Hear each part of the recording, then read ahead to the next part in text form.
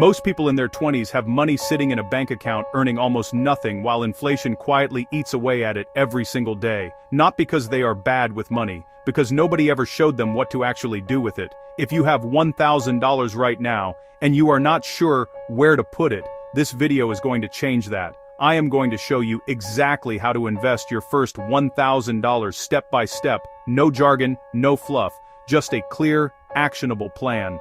Welcome to Ground Up Finance. This channel is the playbook for building wealth in your 20s and 30s. Every video we put out is designed to give you the knowledge you need to get ahead financially, starting from wherever you are right now. If you are new here, make sure you subscribe because we drop new videos every Tuesday and Thursday. Now let's get into it. Before we talk about where to put your $1,000, let's talk about what happens if you do nothing with it. The national average savings account in the US pays around 0.6% interest per year according to FDIC data. That means your $1,000 earns you about $6 over 12 months. Meanwhile, inflation, which is the rate at which the cost of everything around you goes up, is currently running at over 4% per year. So while your money sits there earning $6, its purchasing power is quietly dropping by over $40 a year. That means doing nothing is not a neutral decision, it is actually a losing one. Every year you wait to invest is a year of potential growth you can never get back, and this is the part nobody talks about in school.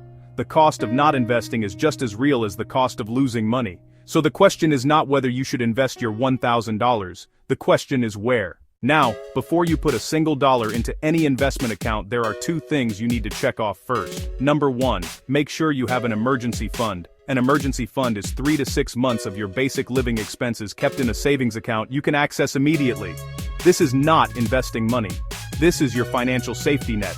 If you lose your job, your car breaks down, or you have an unexpected medical bill, your emergency fund is what keeps you from going into debt. If you do not have one yet, your first $1,000 should go here before anything else. A high-yield savings account is the best place to keep it. We will do a full video on that soon, but the short version is look at accounts from Marcus by Goldman Sachs, Ally, Bank, or SoFi. The best high-yield savings accounts are currently paying around 4% APY, which is dramatically better than a regular savings account. Number 2, pay off any high-interest debt first. If you have credit card debt at 20% interest, investing your $1,000 at an average stock market return of 10% per year makes no mathematical sense. You are losing 10% net.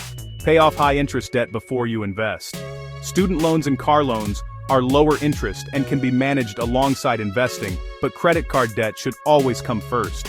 If your emergency fund is solid and you have no high-interest debt, then you are ready to invest. Let's talk about where. There are 3 accounts every young person should know about.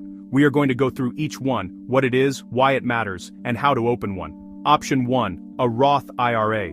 A Roth IRA is a retirement account that lets your money grow completely tax-free. You contribute money you have already paid taxes on, and when you withdraw it in retirement you pay 0 taxes on the gains. 0. That is a massive deal when you consider that your $1,000 could be worth 10 times that amount by the time you retire. In 2026, you can contribute up to $7,500 per year to a Roth IRA if you are under 50. If you are 22 right now, and you contribute the maximum every year until you retire at 65, assuming an average 8% annual return, you would have over $2 million in tax-free money waiting for you, all from consistent contributions. To open a Roth IRA, go to Fidelity, Vanguard, or Schwab. All 3 are free to open, have no account minimums, and are the most trusted names in the industry. Open the account, fund it with your $1,000, and invest it in a target date index fund, which we will explain in a second. Option 2, your employer 401k. If your employer offers a 401k with a match, this is the single highest return investment available to you. A 401k match is essentially free money. If your employer matches 50% of your contributions up to 6% of your salary, that is an instant 50% return on that portion of your money before the market even does anything. Always contribute at least enough to get the full employer match before putting money anywhere else. Not doing this is leaving part of your salary on the table. Option 3, a brokerage account. If you have maxed out your Roth IRA and gotten your full 401k match and you still have money left to invest, a regular brokerage account is your next step. Unlike a Roth IRA, there are no contribution limits and no restrictions on when you can withdraw.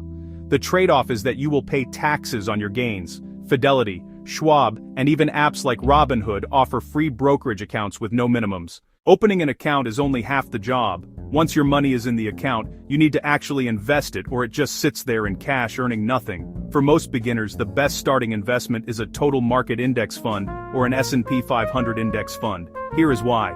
An index fund is a collection of stocks that tracks a market index like the S&P 500, which is the 500 largest companies in the United States. When you buy one share of an S&P 500 index fund, you are essentially buying a tiny piece of Apple, Microsoft, Amazon, Google, and 496 other companies all at once. This gives you instant diversification without having to pick individual stocks. The historical average annual return of the S&P 500 is around 10% going back nearly a century.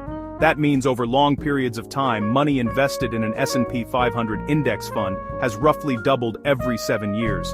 The best index funds for beginners are VOO from Vanguard, which tracks the S&P 500 at a 0.03% expense ratio, FXAIX from Fidelity, which also tracks the S&P 500 at an even lower 0.0% expense ratio, VTI from Vanguard, which tracks the total US stock market at 0.03%. To put those fees in perspective, for every $1,000 you invest in FXAIX, you pay about 15 cents per year in fees. That is as close to free as investing gets. Once you buy into one of these funds, your job is simple: leave it alone and keep adding to it consistently every month.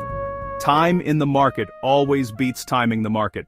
That is how you invest your first $1,000. To recap, check your emergency fund first, pay off high-interest debt, open a Roth IRA at Fidelity or Vanguard, contribute enough to your 401k to get the full employer match, and invest in a low-cost S&P 500 index fund.